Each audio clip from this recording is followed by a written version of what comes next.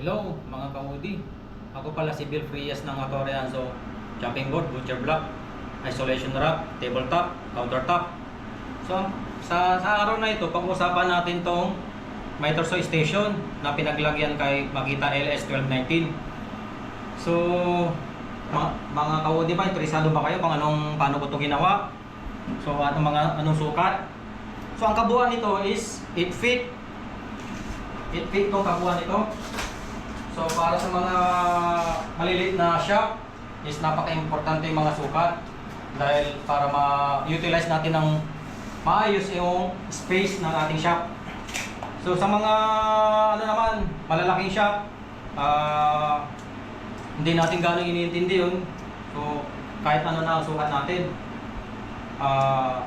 Ito, magmula dito, dahil magmula doon hanggang dito is 8 feet.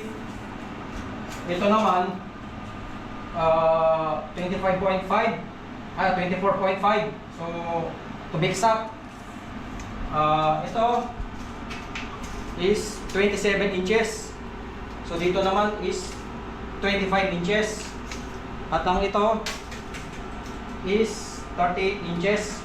So kaya natin nasasabing kasi napaka-importante yan dahil ito binuhay pa rin natin, hindi natin tinanggal. Kasi once na tinanggal natin yan at pag inikot-ikot ito is babangga itong sa pag-angle. So kinonsider natin itong sukat din na to. So magmula yan dyan hanggang dyan 38 inches. At ang ito is 35 inches. So para ma-utilize din natin yung space talaga, dito sa baba niya is yung mga cut-off at saka mga lagayan ko ng mga off-cut na wood at mga lagayan ko ng mga jig para sa grooving. Sa ilalim niya is yung vacuum at yung mga kung ano-anong mga kalat na may tatago natin dyan. So siya yung in charge dyan sa pag-igop ng dust ng pinoproduce ng Miterso natin. So sa naman niya, kabila niya is yung mga basura na nakahoy, yung mga hindi natin pwedeng gamitin, yung mga maliliit na decision natin na itong cut na to na kahoy pang pang plywood na. So sa kabila namang cabinet dito is dito lagayin natin ang mga off-cut na pwede pa nating gamitin, itatago. So in the future, gagawa tayo ng router table dito. Papasok natin ito dito. So lalagyan na natin i-enclose dun sa portion na mayroong router. So sa kabila naman na cabinet is may mga drawer kung saan nandyan yung mga natin, mga kung ano-ano mga tornilyo, kung ano-ano mga screw, kung ano-ano mga gamit dito. So dito rin. So ang importante dyan, kung gagawa ka nito, bumili ka nito at o kaya paggawa mo nito, tignan mo kung ano yung mga sukat nito, saka yun ang bilhin mo. Yun dito sa sukat ng ginawa mong drawer. So sa gitna hindi ko nilagyan kasi kung ano mga nilalagay pa rin natin dyan. Hindi na nga maayos masyado dahil nga busy pa. So hanggang dyan. So at least na organize natin kahit paano. Ito ang isang height niya is in-standard natin yan sa height ng mga table saw. So ang table saw natin, cabinet table saw, standard po yan is 88 centimeter. 88 centimeter. So ito yan is 88 din. So ayan 88. So yung na yan para may ilalagay ka dito ng outfit, tuloy-tuloy lang yan para hindi niya magbabangga-banggaan. So ayun ang mga sukat. So i-standard natin. Dati kasi ito may roller. Tawag ito na-roll natin to. Mayroong caster wheel. So na-move natin, nagiging mobile.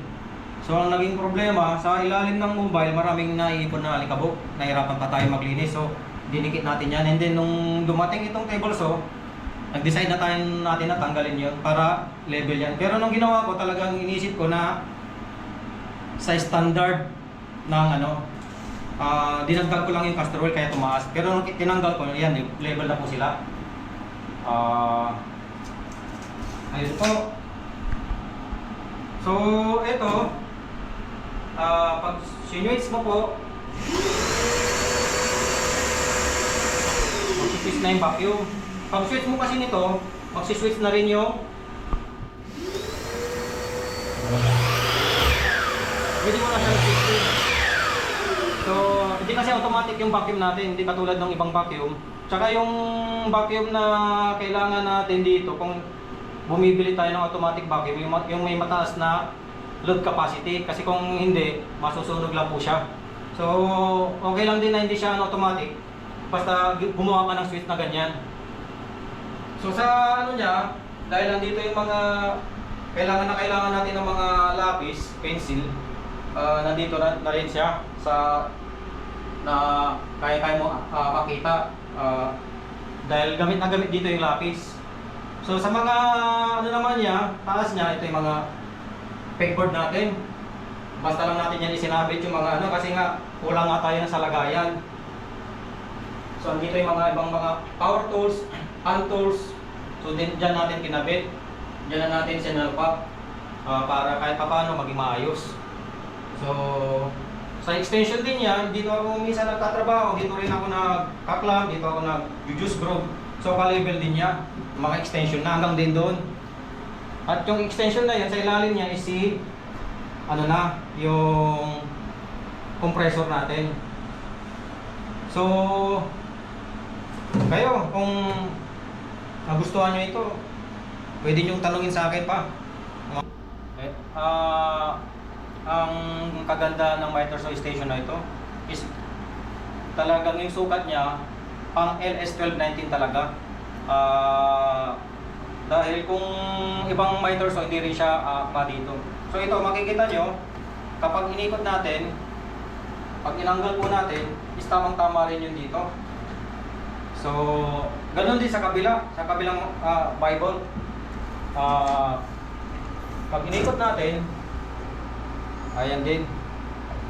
So, napaka-importante yung sukat na in-include natin tong labas kaysa dun sa ito lang. Kasi magbabanggaan na po yan. Pwede rin naman gawin yun. Pinuputulan dito ng angle para lang ito may usog mo dun. Yun lang, ang hindi maganda sa pagka may mga triangle na yung mga yung lamesa mo. So ito talagang square lang siya, square or rectangle. And then siya, itong si Makita, kaya mo nang idikit dito sa wall yung dahil yung sliding niya nasa harap na. So napakatipid ng space. So mag-slide ka, ayan na, 15 inches yung kaya nito hanggang more than 15 inches. So kapag ka